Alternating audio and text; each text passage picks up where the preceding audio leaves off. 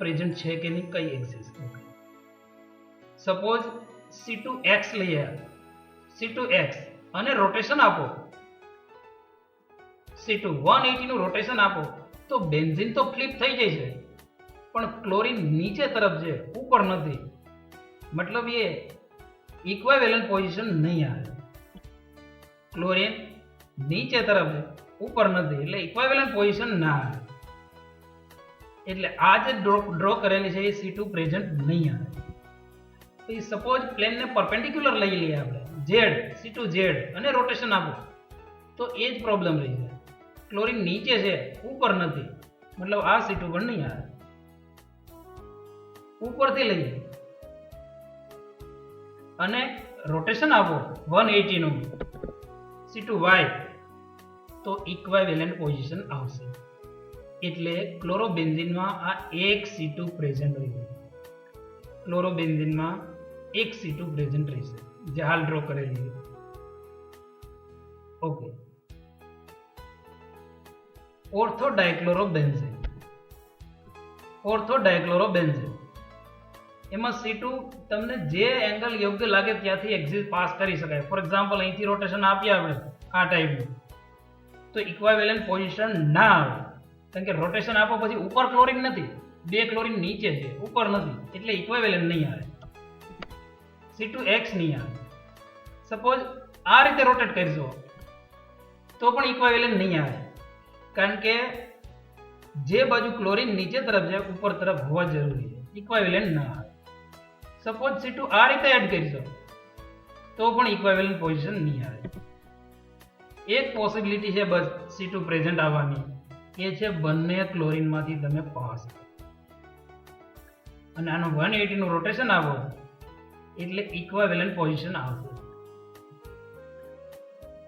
180 નું રોટેશન આપો એટલે ક્લોરીનની પોઝિશન બદલાય.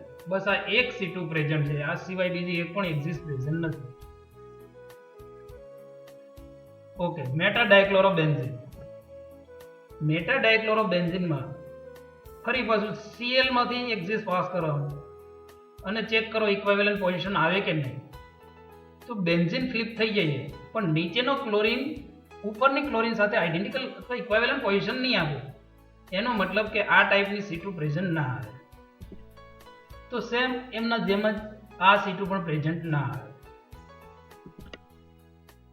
આ ટાઈપની C2 ચેક કરો તો પણ પ્રેઝન્ટ નહીં આવે. તો એક પોસિબિલિટી છે બસ કે બંને ક્લોરીનની મિરર ઇમેજ આવતી હોય એવી C2 લઈ લેવું તો આ C2 પ્રેઝન્ટ આવશે. ફ્લિપ કરો તો ક્લોરીનની પોઝિશન ચેન્જ થાય, Cl પોઝિશન બદલાય, ઇક્વિવેલન્ટ પોઝિશન આવશે. એટલે આમાં મેટાડાયક્લોરોબેન્ઝીન એમાં એક C2 પ્રેઝન્ટ. પેરાડાયક્લોરોબેન્ઝીન. પેરાડાયક્લોરોબેન્ઝીન તો પેરાડાયક્લોરોબેન્ઝીનને જોતા જેવું લાગે છે કે આમાં એક કરતા વધારે એક્સિસ પ્રેઝન્ટ છે. જો અહીંથી રોટેશન આપો C2X તો એ પ્રેઝન્ટ આવે, C2X પ્રેઝન્ટ આવશે. C2Y Cl carbon carbon Cl આમાંથી પાસ થતી C2, Cl કાર્બન કાર્બન અને Cl આ C2 પણ પ્રેઝન્ટ આવે, ઇક્વિવેલન્ટ પોઝિશન આવે. આ સિવાય આ બંને C2 ને પરપેન્ડિક્યુલર પ્લેનને આઉટ ઓફ Z C2Z આ પણ પ્રેઝન્ટ આવે. તો પેરાડાયક્લોરોબેન્ઝીનમાં 3 C2 પ્રેઝન્ટ હોય. C2X ઘુમાવો તો પણ ઇક્વિવેલન્ટ પોઝિશન આવે, જે બ્લુ કલરથી બતાવી છે.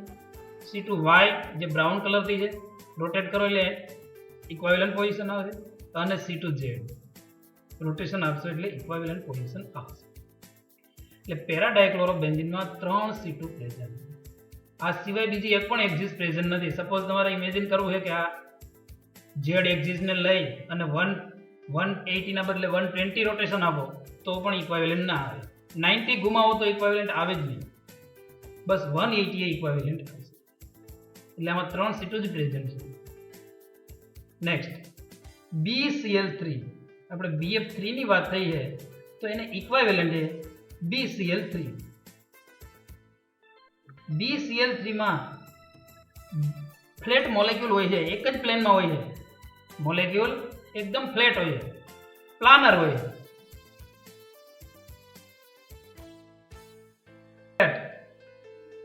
તો BCl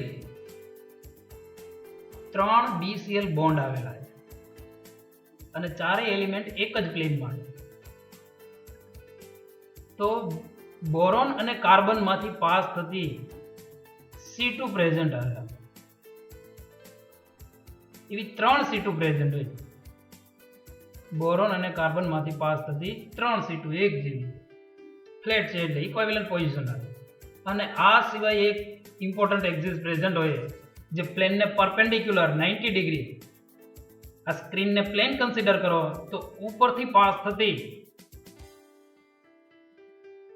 આ એક્સિસનું નામ, કેટલા ડિગ્રીનું રોટેશન આપતા ઇક્વિવેલન્ટ આવે બ્લુ કલરથી બતાવી છે. તો Cl ની પોઝિશન ચેન્જ કરવી હોય તો તમારે 120 નું રોટેશન આપવું પડે. 120 નું રોટેશન આપો એટલે એક્સિસ C3 તરીકે ઓળખાય.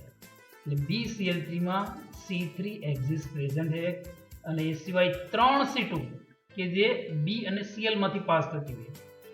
આ 3 C2 જે છે એને પરપેન્ડિક્યુલર આ બ્લુ કલરની એક્સિસ છે અને 3 C2 જે છે BCl માંથી પાસ થાય એક જ પ્લેનમાં હોય અને બ્લુ કલરની છે એ પરપેન્ડિક્યુલર ટુ પ્લેન હોય.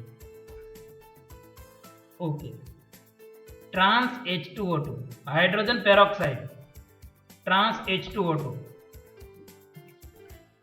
હાઇડ્રોજન પેરોક્સાઇડ અલગ અલગ 3 ફોર્મ હોય છે. આપણે ટ્રાન્સની વાત કરીએ તો તમને એમ કહેવામાં આવે કે ઓક્સિજન માંથી પાસ થતી એક્સિસ પ્રેઝન્ટ હોય કે નહીં.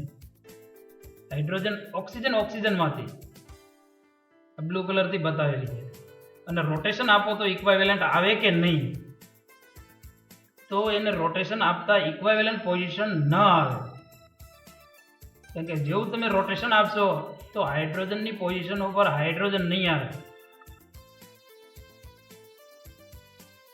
રોટેશન આપશો એટલે H એ જ ઇટ ઇઝ રહી છે, ઓક્સિજન પોતાની પોઝિશન ઉપર જ રહી છે. પણ હાઇડ્રોજનને જેવા ચેન્જ કરશો તો પેલા જ્યાં હાઇડ્રોજન નથી ત્યાં હાઇડ્રોજન જાય છે, મતલબ એને ઇક્વિવેલન્ટ પોઝિશન ના કહેવાય. તો આ જે C2 હાલ ડ્રો કરેલી છે એ C2 પ્રેઝન્ટ કહેવાય છે નહીં. ઓકે, તો C2 ઉપરથી રાખી દઈએ આપણે. જે સપોઝ આ એક પ્લેનમાં છે ચારે એલિમેન્ટ, એ જ પ્લેનમાં C2 રાખીએ, જે પ્લેન છે એ પ્લેનમાં આ રીતે અને રોટેટ કરો તો ઇક્વિવેલન્ટ આવે કે ના આવે. તો રોટેશન આપશો તો ઓક્સિજન ચેન્જ થાય છે પણ હાઇડ્રોજન રોટેટ થઈ અને આ પોઝિશન ઉપર આવશે. અહીંયા હાઇડ્રોજન નથી, હાઇડ્રોજન ચેન્જ થઈને એની ઓપોઝિટ મતલબ મિરર ઇમેજ ટાઈપ થઈ છે, ત્યાં હાઇડ્રોજન નથી, મતલબ આ જે C2 છે એ પ્રેઝન્ટ આવશે નહીં. હવે તમારે C2 પ્લેનને પરપેન્ડિક્યુલર લઈ અને ચેક કરવાનું કે પરપેન્ડિક્યુલર C2 પ્રેઝન્ટ હોય કે નહીં. પરપેન્ડિક્યુલર C2 ડ્રો કરીએ. સપોઝ આ પરપેન્ડિક્યુલર છે એવું ઇમેજિન કરવાનું હોય તમારે, ડોટેડ લાઇનથી બતાવેલું છે એટલે સ્ક્રીનને પરપેન્ડિક્યુલર અને રોટેશન આપતો હાઇડ્રોજન ચેન્જ થાય.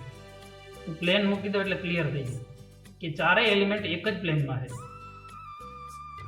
ચારેય એલિમેન્ટ એક જ પ્લેનમાં છે અને પ્લેનને પરપેન્ડિક્યુલર C2 રોટેટ કરશો એટલે ઇક્વિવેલન્ટ પોઝિશન આવશે. ઓક્સિજન ચેન્જ થઈ, હાઇડ્રોજનની પોઝિશન બદલાય. તો એક C2 પ્રેઝન્ટ હોય પ્લેનને perpendicular. Okay, next cis H2O2.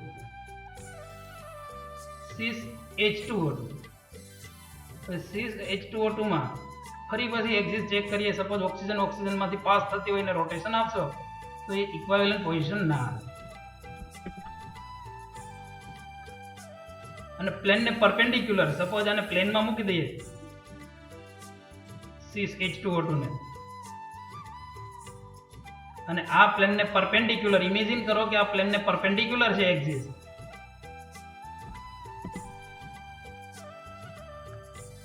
Perpendicular અને રોટેશન આપો તો ઇક્વિવેલન્ટ પોઝિશન નહીં આવે. પણ જે પ્લેન છે એ પ્લેનમાં જ ઓક્સિજન વચ્ચેથી પ્લેન છે એ પ્લેનમાં જ અને ઓક્સિજનની વચ્ચેથી C2 એક્સિસ એપ્લાય કરી 180 નું રોટેશન આપ્યું તો ઇક્વિવેલન્ટ પોઝિશન આવશે.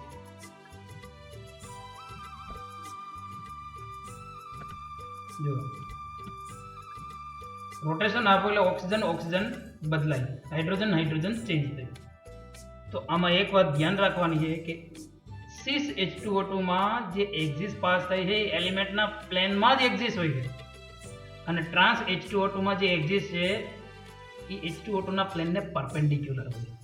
એટલે એક્સિસમાં ફેર છે બંનેમાં, એક જેવી એક્સિસ નથી, એક જ એક્સિસ પ્રેઝન્ટ છે, C2 જ છે બંને. ઓકે, આગળ BF3 BRF5 BRF5 આમનો શેપ સ્ક્વેર પિરામિડલ હોય. BRF5 સ્ક્વેર પિરામિડલ શેપ હોય. સ્ક્વેર પિરામિડલ તો સ્ક્વેર પિરામિડલ છે મતલબ એક એલિમેન્ટ ઉપર તરફ છે. એટલું કન્સિડર કરો કે Br અને 4 ફ્લોરિન એક પ્લેનમાં હોય તો એ સ્ક્વેર પ્લાનર કહેવાય. Br અને 1 ફ્લોરિન, જેને હું રેડ કલર કરી દઉં છું હાલ, આટલો પોર્શનને પ્લાનર કન્સિડર કરો તો એક ફ્લોરિન કે જેને બ્લુ કલર કરવું એ એક ઉપર તરફ છે પિરામિડલ થાય. તો આ શેપ સ્ક્વેર પિરામિડલ થઈ. એટલે સપોઝ સ્ક્વેર પોર્શન હોય ખાલી તો એમાં 4 C2 આવી શકે, પણ અહીંયા તમને એમ કહેવામાં આવે કે આ C2 પ્રેઝન્ટ છે કે નહીં. રોટેશન આપો તો પ્લેન તો ચેન્જ થાય, ઇક્વિવેલન્ટ પોઝિશન આવી શકે, પણ ઉપરનો ફ્લોરિન નીચે આવે એટલે ઇક્વિવેલન્ટ પોઝિશન ના આવે, એટલે આ C2 પ્રેઝન્ટ ના આવે. આ સિવાય ફ્લોરિન બ્રોમિન ફ્લોરિનમાંથી રોટેશન આપો અને એક એન્ટી ક્લોકવાઇઝ રોટેશન આપો, ઇક્વિવેલન્ટ આવે કે નહીં, 180 રોટેટ કરો તો ઉપરનો ફ્લોરિન નીચે જાય એટલે C2 પ્રેઝન્ટ ના આવે. તો આ ફ્લોરિનમાંથી પણ પ્રેઝન્ટ ના આવે અને આ બોન્ડ ટુ બોન્ડ પણ નહીં આવે. જો આ એક ફ્લોરિન બ્લુ કલરનો કાઢ નાખીએ આપણે તો આ 4 C2 પ્રેઝન્ટ આવે, પણ એક ફ્લોરિનના લીધે આ 4 C2 કેન્સલ થઈ જાય, કારણ કે ઉપર ફ્લોરિન છે, રોટેશન આપો એટલે નીચે આવી જાય અને નીચે તો કંઈ છે નહીં એટલે ઇક્વિવેલન્ટ પોઝિશન ના કહેવાય. એટલે આ 4 C2 પ્રેઝન્ટ નથી. પણ એક એવી એક્સિસ પ્રેઝન્ટ છે જેને આ ઓડ ફ્લોરિન જે છે બ્લુ કલરનો એમાંથી પાસ કરીએ ફ્લોરિન અને બ્રોમિનમાંથી તો એક એક્સિસ બસ પ્રેઝન્ટ આવશે, એક એક્સિસ. અને કેટલા ડિગ્રીનું રોટેશન આપતા ઇક્વિવેલન્ટ પોઝિશન આવે એ જોવાનું. તો બરાબર ઇમેજિન કરીને રાખવાનો શેપ સ્ક્વેર પ્લાનર છે. બ્રોમિન અને ફ્લોરિન, ઉપરનો જે ફ્લોરિન છે એની વચ્ચેથી એક્સિસ પાસ થાય, એને 180 નું રોટેશન આપશો તો પણ ઇક્વિવેલન્ટ પોઝિશન આવશે અને 90 નું રોટેશન આપશો તો પણ ઇક્વિવેલન્ટ પોઝિશન આવશે. તો 180 રોટેશન આપો તો આ એક્સિસ C2 કહેવાય અને 90 રોટેશન આપો તો આ એક્સિસ C4 કહેવાય. તો કઈ કન્સિડર કરવી, તો આગળ વાત થઈ છે એ મુજબ કે ઓછા ડિગ્રીનું રોટેશન આપો એ એક્સિસ કન્સિડર કરવી, મતલબ જે એક્સિસનો નંબર વધારે હોય એ કન્સિડર થાય, મતલબ C2 અને C4 બી ભેગી જ છે તો આ C4 કહેવાય છે. એટલે C4 એટલે BRF5 આમાં માત્ર C4 એક્સિસ પ્રેઝન્ટ છે, C2 નથી. Okay, square planar. સ્ક્વેર પ્લાનરમાં બધી જ બોન્ડ લેન્થ એક સરખી હોય, જેવી રીતે PTCl4 નું આપણે એક્ઝામ્પલ જોયેલું એ રીતે. આમાં 4 C2 પ્રેઝન્ટ હોય છે, હું ડ્રો કરી દઉં. 4 C2. ફર્સ્ટ એક C2 કે જે કોર્નર ટુ કોર્નર નીકળે, C2 corner two corner pass થાય, મતલબ એક જેવી બે C2, કારણ કે કોર્નર 4 છે તો કોર્નર ટુ કોર્નર નીકળતી હોય total 2 C2.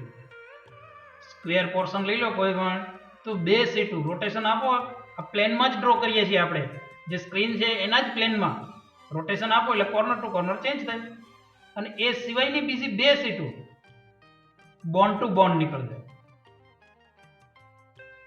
Bond to bond.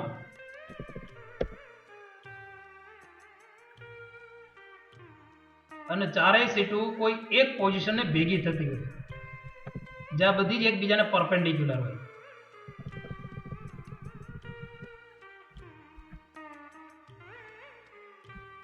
Bond to bond સીટો 90 ડિગ્રી હોય એકબીજાને, અને કોર્નર ટુ કોર્નર પણ એકબીજાને 90 ડિગ્રી હોય.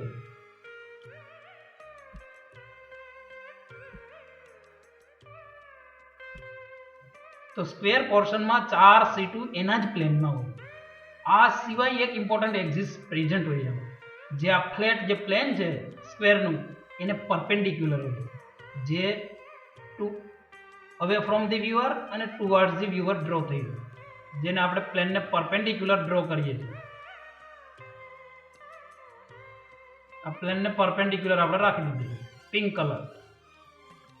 તો એમને આ એક્સિસને 90 ડિગ્રીનું રોટેશન આપશો તો પણ પ્રેઝન્ટ આવશે. 90 ડિગ્રી રોટેટ કરો એટલે ઇક્વાવેલન્ટ પોઝિશન આવે, અને 180 રોટેટ કરો તો પણ ઇક્વાવેલન્ટ આવે. તો આપણે જેવી રીતે BRF5 માં કીધું એ રીતે આ પિંક કલર જે છે એક્સિસ એ C4 છે અને C2 છે, એટલે આપણે કન્સિડર કરવાની અને C4, મતલબ સ્ક્વેર પ્લાનર પોર્શનમાં એક C4 હોય છે જેને પરપેન્ડિક્યુલર 4 C2 પ્રેઝન્ટ હોય, અને 4 C2 માં બે પ્રકારના અલગ અલગ ભાગ હોય. બે એક જેવી હોય છે જે કોર્નર કોર્નરમાંથી નીકળે, અને બીજી બે એક જેવી હોય છે જે બોન્ડ ટુ બોન્ડ નીકળે. એટલે C4 ને પરપેન્ડિક્યુલર 4 C2. નેક્સ્ટ લંબચોરસ, રેક્ટાંગલ. લંબચોરસ સ્ક્વેર અને રેક્ટાંગલ ઇક્વાવેલન્ટ એક સરખી એક્સિસ ના હોય, સિમેટ્રીમાં ફેર હોય બંનેની સિમેટ્રીમાં. એટલે જોતા એવું લાગે કે એક જેવું હોય છે પણ હરખું એક જેવું ના હોય. એક વાત નક્કી છે કે આમાં bond to bond C2 present આવે. આ C2 જે ડ્રો કરેલી છે એને 180 રોટેશન ફ્લિપ કરો એટલે ઇક્વાવેલન્ટ પોઝિશન આવશે.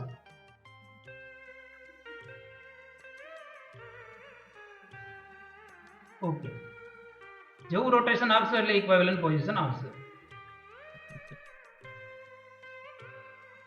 બોન્ડ ટુ બોન્ડ રોટેશન આપો 180, ઇક્વાવેલન્ટ પોઝિશન આવે. તો પ્રશ્ન એ છે કે કોર્નર ટુ કોર્નર રોટેશન આપીએ તો શું થાય? સ્ક્વેર પ્લાનર પોર્શનની જેમ કોર્નર ટુ કોર્નર રોટેશન આપો તો ઇક્વાવેલન્ટ પોઝિશન આવે કે નહીં? તો બરાબર સમજી લેવાય. લંબચોરસમાં કોર્નર ટુ કોર્નર રોટેશન આપો તો ઇક્વાવેલન્ટ પોઝિશન ના આવે. સ્ક્વેરમાં આવે, અહીંયા બાજુમાં છે, સ્ક્વેરમાં આવશે ઇક્વાવેલન્ટ પોઝિશન, લંબચોરસમાં ના આવે. જેનું રીઝન હું તમને કહી દઉં કે લંબચોરસમાં બધી જ બોન્ડ લેન્થ એક સરખી નથી હોતી, કારણ કે સાઈડની, જેનું એક કલર કરી દઉં બ્લુ, અને ઉપર તરફની જરાક કલર ચેન્જ કરીએ, ઓરેન્જ કલર, વાયોલેટ અને ઓરેન્જ, આ બંનેની બોન્ડ લેન્થ જો સરખી હોય તો જ આ રેડ કલરની C2 પ્રેઝન્ટ છે એવું કહી શકીએ આપણે.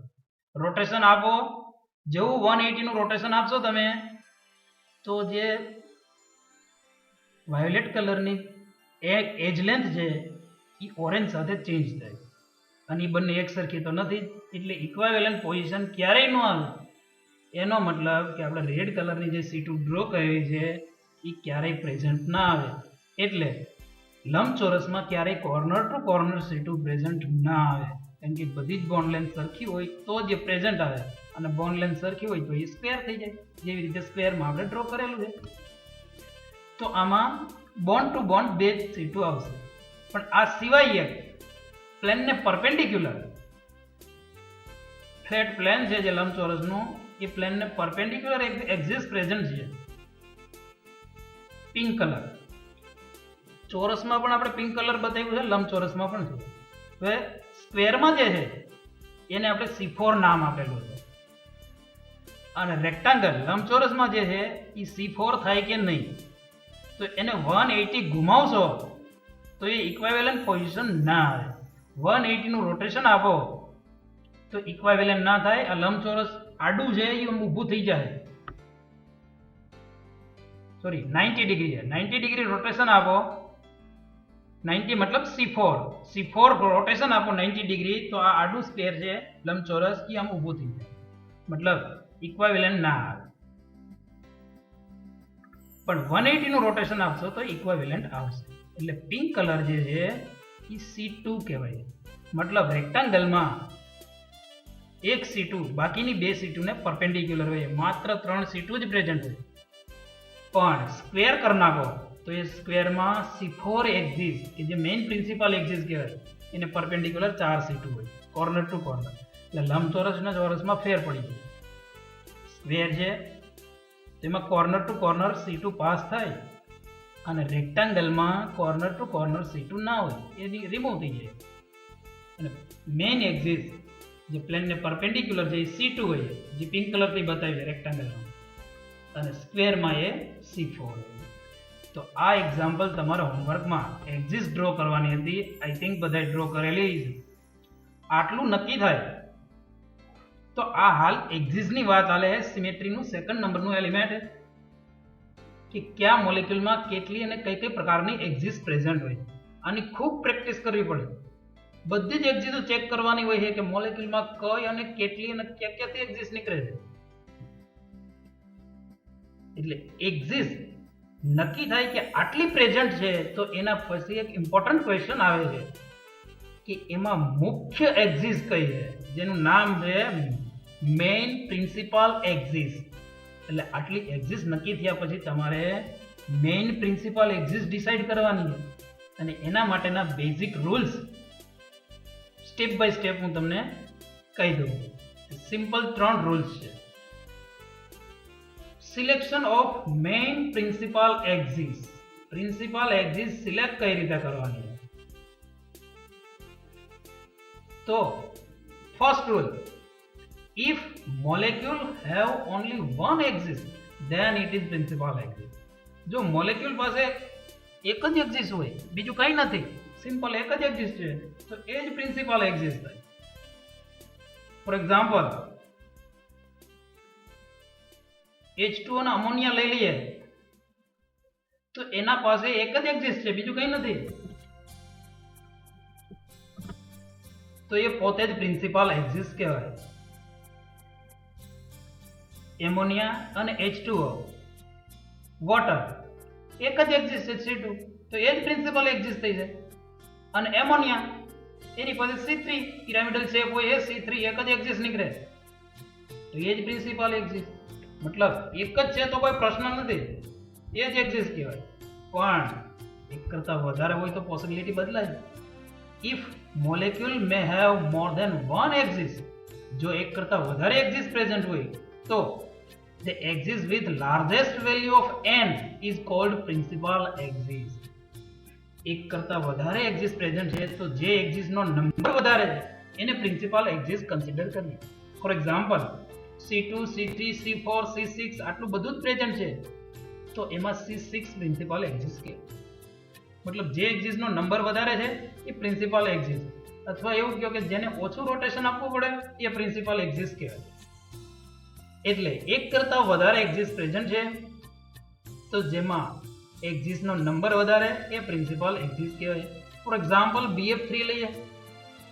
ફ્લેટ મોલેક્યુલ છે BF3 અને છેલ્લે આપણે વાત થઈ છે BF3 એમાં એક C3 હોય અને 3 C2. જો ધ્યાનથી ફ્લેટ મોલેક્યુલ છે BF3 એમાં B અને F માંથી પાસ થતી હોય એવી 3 C2 હોય, 3 BF બોન્ડ હોય એટલે 3 C2, અને એક પ્લેનને પરપેન્ડિક્યુલર નીકળતી હોય એવી C3 હોય. તો એક C3 છે અને 3 C2 છે. તો આપણે C3 ને પ્રિન્સિપલ એક્સિસ ડિસાઇડ કરવી પડે, કારણ કે C2 એનો નંબર ઓછો હોય, C3 એનો નંબર વધારે. C2 ને 180 નું રોટેશન આપવું પડે અને C3 ને 120, ઓછું રોટેશન અથવા વધારે નંબર, પ્રિન્સિપલ એક્સિસ કન્સિડર થઈ. મતલબ એક કરતા વધારે રોટેશનલ એક્સિસ પ્રેઝન્ટ છે તો C નો નંબર વધારે એ પ્રિન્સિપલ એક્સિસ કહેવાય. આ સેકન્ડ રૂલ. આગળ લાસ્ટ એન્ડ થર્ડ રૂલ્સ એવું કહીએ, if same type of more than one axis are present. Same type મતલબ એક જ પ્રકારની એક કરતા વધારે એક્સિસ પ્રેઝન્ટ હોય તો શું કરવું? મતલબ એમ કહે છે કે ઉપરના એક્ઝામ્પલને ધ્યાનથી જુઓ BF3 માં કે 3 સીટો જ પ્રેઝન્ટ હોય તો શું કરવાનું? એક કરતા વધારે એક્ઝિસ્ટ તો છે પણ માત્ર 3 સીટો જ છે તો if same type of more than one axis are present then the axis which pass through maximum number of atoms is called principal axis. તો જ્યારે આવી કન્ડિશન આવે કે માત્ર C2 જ અથવા C3 જ એક કરતા વધારે પ્રેઝન્ટ છે તો એવી એક્સિસ ને પ્રિન્સિપલ એક્સિસ કન્સિડર કરવી કે જે વધારે એટમ માંથી પાસ થાય. ફોર એક્ઝામ્પલ નેપ્થેલિન લઈએ. નેપ્થેલિન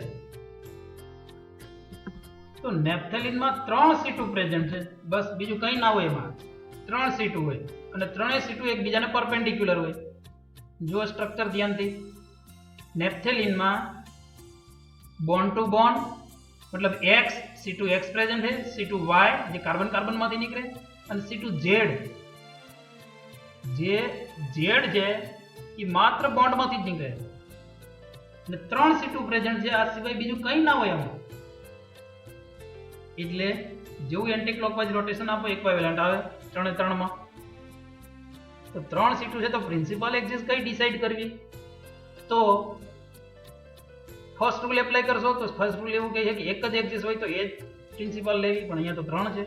સેકન્ડ રૂલ તો કે જેનો નંબર વધારે હોય એને પ્રિન્સિપલ એક્સિસ લેવી, તો અહીંયા તો 3 C2 જ છે, બીજો કોઈ નંબર નથી. તો હવે third rule, same type of more than one axis are present then the axis which pass through maximum number of atoms is called principal axis. તો મેક્સિમમ નંબર ઓફ એટમ માંથી pass થતી હોય એને principal axis લેવી.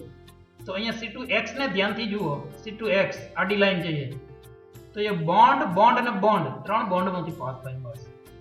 C2Z જુઓ કે plane ને perpendicular જે છે એ C2Z તો એ માત્ર એક બોન્ડ માંથી પાસ થાય. અને C2Y જે બ્રાઉન કલર થી બતાવેલી છે એ કાર્બન અને કાર્બન માંથી પાસ થાય.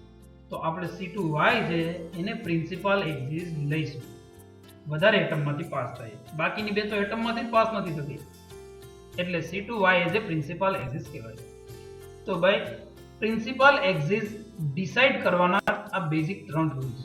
તો ફરીવાર આપણે બધા જ એક્ઝામ્પલ જોઈ લઈએ કે જ્યાં જ્યાં એક્સિસ આવી શકે તો ક્યાં કઈ એક્સિસ પ્રિન્સિપલ લેવી એની આપણે વાત કરીએ. તો C2 જ માત્ર જેમાં પ્રેઝન્ટ છે H2O ફોર્માલ્ડિહાઇડ એ જ પ્રિન્સિપલ એક્સિસ કહેવાય અને માત્ર C3 પ્રેઝન્ટ છે તો એ જ પ્રિન્સિપલ એક્સિસ. C4 માં જે એક્ઝામ્પલ લીધું હતું એમાં 4 C2 પણ હોય અને 1 C4 હોય તો એમાં C4 પ્રિન્સિપલ એક્સિસ કહેવાય.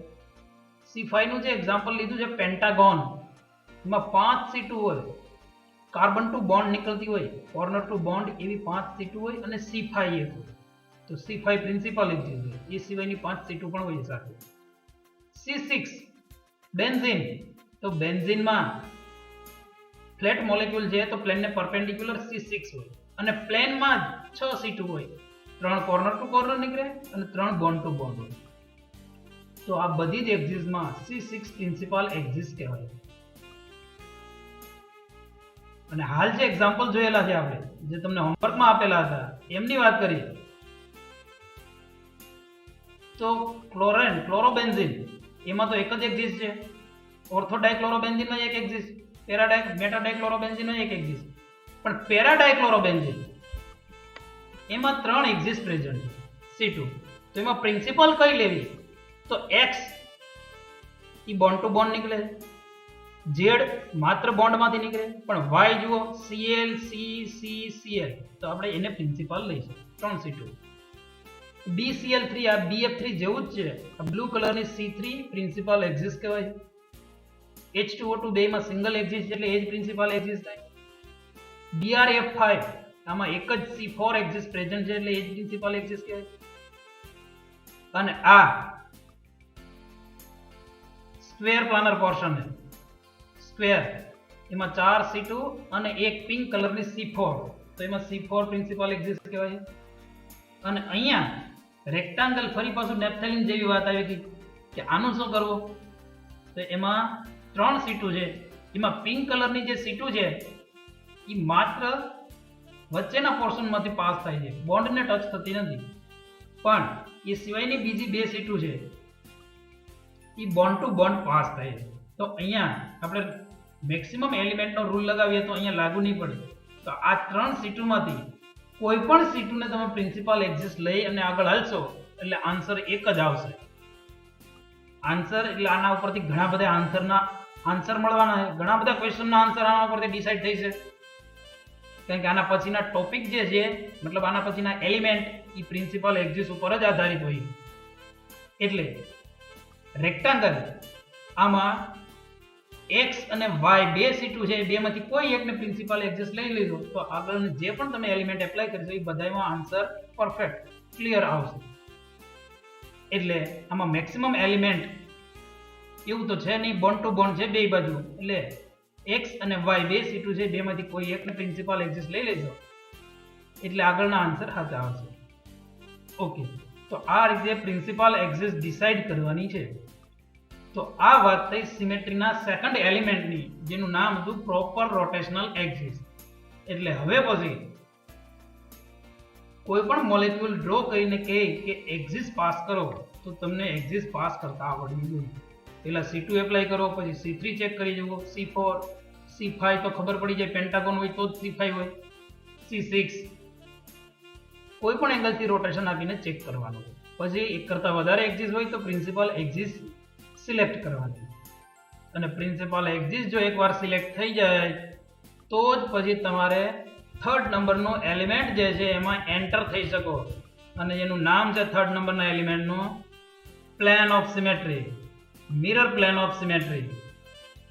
એક્સિસ જ્યાં પણ લગાવો એની આસપાસ મિરર ઇમેજ આવવી જોઈએ, અને પ્લેન ઓફ સિમેટ્રી આપણે કહીએ.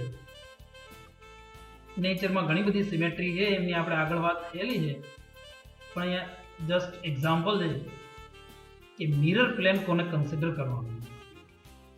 તો અરીસો મૂકો તો બે બાજુ એક સરખો જ આવવો જોઈએ, મિરર ઇમેજ એકબીજાનું સિમિલર. મોબાઈલમાં સેલ્ફી લ્યો એટલે તમે હોય એવું જ સામે આવે, બસ ઉલટું હોય એકબીજાનું. આ ધ્યાન રાખો. તમે જે રાઈટ હેન્ડ સાઈડ કન્સિડર કરો એ સેલ્ફીમાં લેફ્ટ હેન્ડ સાઈડ આવતી હોય. એટલે મિરર ઇમેજ એને પ્લેન ઓફ સિમેટ્રી કહીએ આપણે.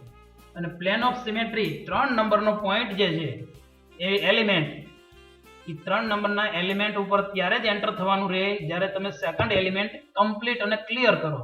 અને સેકન્ડ એલિમેન્ટનું નામ છે proper rotational axis. Proper rotational axis એકદમ ક્લિયર થાય એના ઉપરથી પ્રિન્સિપાલ એક્સિસ ડિસાઈડ થાય પછી જ તમે પ્લેન ઓફ સિમેટ્રીમાં એન્ટર થઈ શકો. તો પ્લેન ઓફ સિમેટ્રીમાં આપણે એન્ટર થઈએ તો પ્લેન બેઝિકલી 3 પ્રકારના હોય. ક્લિયર રાખો, સિમેટ્રીનો ઇમ્પોર્ટન્ટ પોર્શન સ્ટાર્ટ થઈએ. there are 3 types of mirror plane, જેને આપણે સિગ્માથી બતાવીએ. સિગ્મા મતલબ પ્લેન. 3 પ્રકારના પ્લેન હોય. ફર્સ્ટ વર્ટિકલ પ્લેન, જેને સિગ્મા V થી બતાવાય, sigma V. Horizontal plane sigma H. Dihedral plane sigma D. ફરી એકવાર ત્રણેય નામ ક્લિયર રાખવા. Vertical plane sigma V, horizontal plane sigma H, dihedral plane sigma D. Okay, vertical plane કોને કહેવાય? તો sigma V is parallel to principal axis. Principal axis decide કરે કે પ્લેન કયું છે, પ્લેનનું નામ કયું તમારે આપવાનું છે એ પ્રિન્સિપાલ એક્સિસ ડિસાઈડ કરે. જો કોઈ પણ પ્લેન પ્રિન્સિપાલ એક્સિસ માંથી પાસ થતું હોય, મતલબ કે એને પેરેલલ હોય, તો એ સિગ્મા V કહેવાય. Sigma H. Sigma H is perpendicular to principal axis. Principal axis ને પરપેન્ડિક્યુલર હોય તો એ સિગ્મા H કહેવાય. Sigma D is parallel to principal axis. હું ત્રણેયની જરાક ફિગર ડ્રો કરીને તમને બતાવું કે સિગ્મા V કોને કહેવું, H કોને કહેવું અને D કેને. પ્લેન કયું છે એ પ્રિન્સિપાલ એક્સિસ ડિસાઈડ કરે. ફરી એકવાર, જો તમે એક્સિસ ડિસાઈડ થઈ નથી તો પ્લેન કયું છે એ નક્કી જ ના કરી શકો. કારણ કે પ્રિન્સિપાલ એક્સિસ એકવાર ક્લિયર છે કે ભાઈ આ બ્લુ કલરથી બતાવી છે પ્રિન્સિપાલ એક્સિસ છે ફર્સ્ટ ફિગર, તો પ્લેનને પેરેલલ છે, સિમિલર છે, પ્લેનમાંથી જ પાસ થાય છે. તો એને આપણે વર્ટિકલ પ્લેન કહીશું. પણ પ્લેન છે એને પરપેન્ડિક્યુલર એક્સિસ આવતી હોય, મતલબ એને 90 ડિગ્રી હોય, તો એ સિગ્મા એચ કહેવાય, હોરિઝોન્ટલ પ્લેન. અને ડાયહેડ્રલ પ્લેન એ પછીથી ડિટેલમાં ભણવાનું રહેશે, પણ આ ડાયહેડ્રલ પ્લેનમાં થોડોક ફેર હોય. એ સિગ્મા વી છે એક પ્રકારનો, પણ ડાયહેડ્રલ પ્લેન બાકીની બે સીટોને પરપેન્ડિક્યુલર હોય. જ્યારે સિગ્મા વી છે એ માત્ર કોઈ પ્રિન્સિપલ એક્સિસમાંથી જ નીકળતું હોય. પણ સિગ્મા વી માં પ્રિન્સિપલ એક્સિસને પરપેન્ડિક્યુલર જો C2 આવતી હોય 2 અથવા 2 કરતા વધારે, તો એ V પછી D માં આગળ કન્વર્ટ થઈ શકે. એની વાત આપણે D ની પછી કરવાની. પણ પહેલા બે પ્લેન, વર્ટિકલ પ્લેન અને હોરિઝોન્ટલ પ્લેનને ડિટેલમાં આપણે જોવાના છે. વર્ટિકલ અને હોરિઝોન્ટલ એકદમ ક્લિયર થઈ જાય પછી જ આપણે ડાયહેડ્રલની વાત કરશું. ત્યાં સુધી ડાયહેડ્રલ જોવાનું પણ નથી. તો વર્ટિકલ પ્લેન કોને કહેવાય? તો કે જે પ્રિન્સિપલ એક્સિસ માંથી પાસ થતું હોય, મતલબ પ્રિન્સિપલ એક્સિસ ને સમાવતું પ્લેન હોય એને વર્ટિકલ કહેવાય. અને પ્રિન્સિપલ એક્સિસ ને પરપેન્ડિક્યુલર હોય 90 ડિગ્રીએ, તો એને હોરિઝોન્ટલ પ્લેન કહેવાય. એ નામ ઉપરથી જ પ્લેન છે, વર્ટિકલ એન્ડ હોરિઝોન્ટલ. તો આપણે ફર્સ્ટ પહેલાની વાત કરીએ, વર્ટિકલ પ્લેન સિગ્મા વી. તો જુઓ વર્ટિકલ પ્લેન ઉપર લખેલું છે એની જ ફરીવાર વાત કરીએ કે vertical plane is parallel to principal axis. Principal axis ને પેરેલલ હોય, મતલબ એને સમાવતું પ્લેન હોય, એને વર્ટિકલ પ્લેન કહે. અને વર્ટિકલ પ્લેન પ્રેઝન્ટ હોય તો કેટલા? તો એના માટે આંકડો ફિક્સ છે. જો સિગ્મા વી પ્રેઝન્ટ હોય તો કેટલા હોય? It may be n sigma v. If sigma v is present, then it may be n sigma v. n sigma v મતલબ સપોઝ પ્રિન્સિપલ એક્સિસ નો નંબર છે C5, તો 5 સિગ્મા v પ્રેઝન્ટ હોય. Suppose principal axis છે C3, તો 3 sigma v present હોય. C2 છે તો 2 sigma v હોય. પ્રિન્સિપલ એક્સિસ નો નંબર C6 છે 6, તો એમાં 6 સિગ્મા v હોય જ, એમાં બીજી ફેરફાર ના થાય, 6 સિગ્મા v આવે જ. મતલબ જો v પ્રેઝન્ટ હોય તો if sigma v present, then it may be n sigma v. જો સિગ્મા v પ્રેઝન્ટ હશે તો એ n સિગ્મા v હશે. મતલબ સિગ્મા v વર્ટિકલ પ્લેન એક કરતા વધારે હોય અને અનેક હોઈ શકે. અને કેટલા? એનો આંકડો ફિક્સ છે, n જેટલા. n સપોઝ કોઈ પ્રિન્સિપલ એક્સિસ નો નંબર છે C4, તો એમાં 4 સિગ્મા v હોય જ. ઓકે, તો વર્ટિકલ પ્લેન કેટલા હોય એનું અનુમાન તમે લગાવી દીધું કે આટલા હોઈ શકે. તો વર્ટિકલ પ્લેનને આપણે ફરી એકવાર ચેક કરી લઈએ ડિટેલમાં. વર્ટિકલ પ્લેન જુઓ, H2O સિમ્પલ મોલેક્યુલ છે H2O. તો પહેલું કામ તમારે કરવાનું છે, એક્સિસો કેટલી છે, ટોટલ એક્સિસ કેટલી છે એ નક્કી થાય પછી પ્રિન્સિપલ એક્સિસ કઈ. તો આપણે H2O માં એક જ એક્સિસ છે C2, બસ. આ સિવાય બીજી એક્સિસ નથી. તો જે C2 છે એ જ પ્રિન્સિપલ એક્સિસ. ઓકે, આ જ પ્રિન્સિપલ એક્સિસ છે. તો પ્રિન્સિપલ એક્સિસ જો 3D માં એ જ પ્રિન્સિપલ એક્સિસ છે અને ઓક્સિજન માંથી જ પાસ થાય. જો ક્લિયર દેખાય કે C2 માં એક જ એક્સિસ પ્રેઝન્ટ હોય.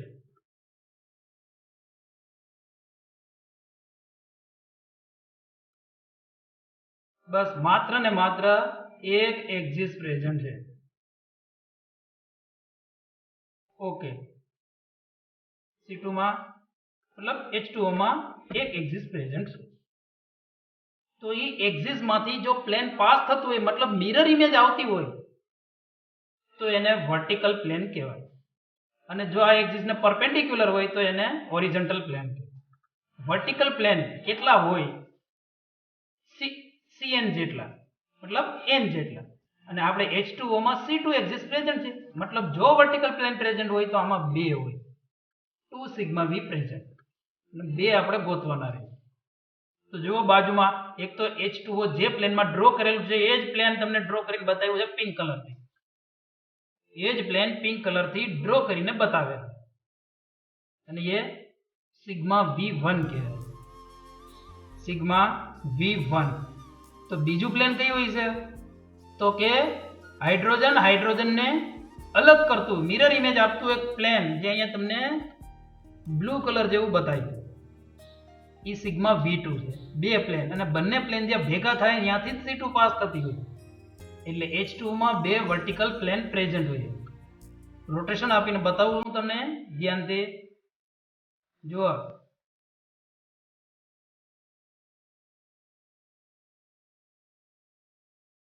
ઓકે, હાઇડ્રોજન અને હાઇડ્રોજનમાંથી પાસ થતું હાઇડ્રોજનમાંથી પાસ થતું આ બ્રાઉન કલરનું પ્લેન છે અને હાઇડ્રોજનને સમાવતું પ્લેન એ પિંક કલરથી બતાવેલું અને બંને પ્લેન જ્યાં ભેગા થઈએ ત્યાંથી જ C2 પાસ થતી હોય અને C2 ને સમાવતું પ્લેન છે એટલે એ પ્લેનનું નામ થઈ છે મિરર ઇમેજ આવે બંને પ્લેનમાં. હાઇડ્રોજન તો એક જ પ્લેનમાં છે, આ પિંક કલરના પ્લેનમાં, એટલે એ સિગ્મા V1 કહેવાય છે. અને બંને હાઇડ્રોજનને મિરર ઇમેજ આપતું પ્લેન, બંને હાઇડ્રોજનને અલગ કરતું પ્લેન સિગ્મા V2. નામ તમે કોઈ પણ રીતે આપી શકો, સિગ્મા V1 V2, એવું ફરજિયાત નથી હોતું કે આને V1 કહેવું આને V2 કહેવું.